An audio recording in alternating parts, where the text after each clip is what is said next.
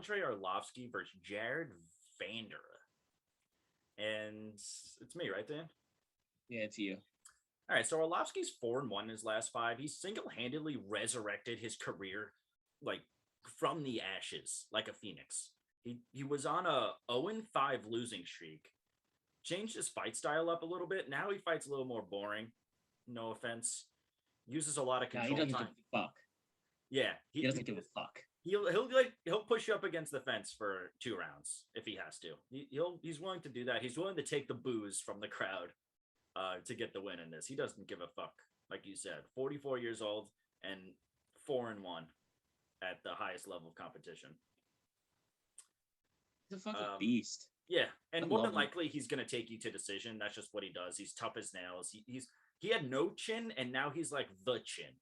I don't know how he's made such a change. It doesn't make any sense. He's good at avoiding getting hit now. Yeah, and he's a heavyweight, so he's not cutting anything.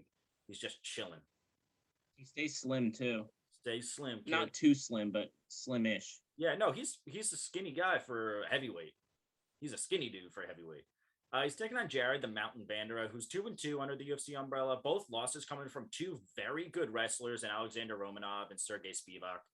Vanderaa is very good submission grappler, so he does get complacent on the ground a little bit. But on the feet, for a guy his size, he does have some pretty high volume striking.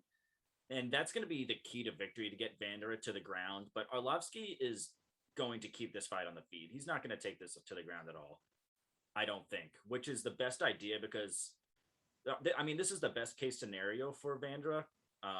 He's going to have like about maybe a 30-pound weight advantage. And if this stays on the feet, you never know. I see decent value in Vanderaa, and I'm going to be rocking with him in this. I can't. I gotta go with my man Andrei Arlovski. He's such a beast. He's such a fucking beast. He's fucking 43, 44 years old, and he just doesn't give a fuck.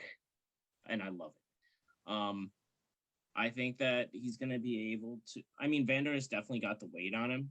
I wouldn't be surprised if Vanderaa did take the first round, and then Andrei just comes out, and just is a little lighter and just jabs him. They clinch a good amount, and he takes the UD.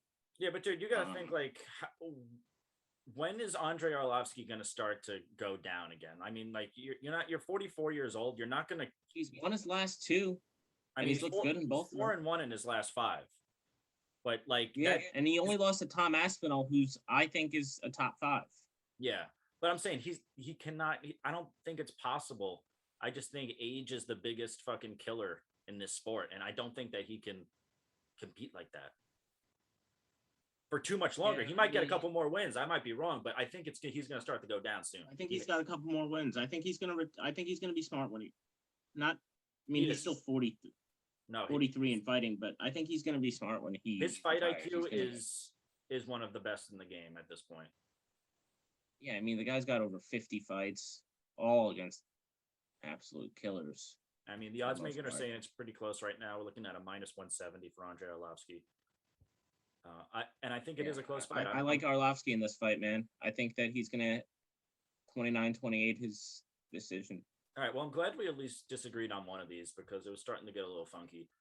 We're going to disagree on the first one of the night in the main prelim fight. Dan's going to go with Andrei Arlovski. I'm going to go with Jared Vanderaa.